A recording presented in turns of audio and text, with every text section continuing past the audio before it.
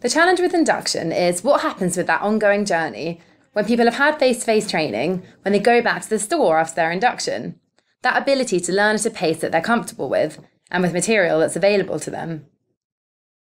We've got some great people in the stores and they know how to sell, how things work, some of the tricks of the trade, and the ability for those guys to be able to share that across hundreds of other stores so that we're learning quickly and learning from each other is quite exciting. I think it's limitless where you can take that. Induction will stay the same for probably about a week, 2 weeks. You know the rate of change within the business. You can end up ripping up manuals and starting again. And this just makes the whole thing a lot easier in real time. So if something does change, it's literally a click of a button, an upload of another video. That information is always relevant and always accurate, and always available in a single place to every single advisor across that estate. Even the experienced guys can learn something. So in terms of the approach around views, it just gives people ultimate flexibility. So for me, that's the bit around good learning is done at everybody's own pace and in their own way.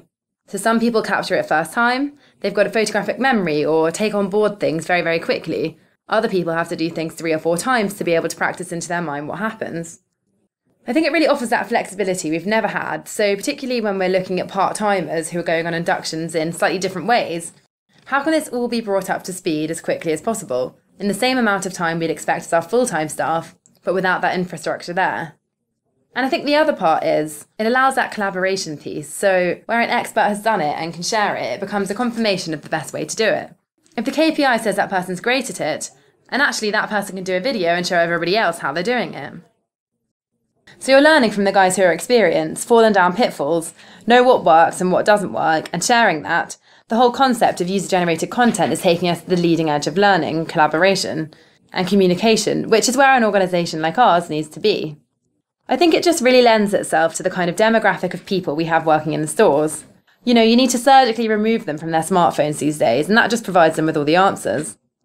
But I think the key thing is not just about the technologies, the simplicity of it. Simplicity is vital if you want to make this kind of stuff work, and the ability for people to kind of capture their knowledge and publish that knowledge within one touch, and to speedily and easily search for the type of information that they're after, and to watch that in little bite-sized chunks, which can be in or around a bit of downtime in the store or at home, on your way home on the bus or whatever. It really plays into that maximising the time, reducing cost and reducing the speed to train people.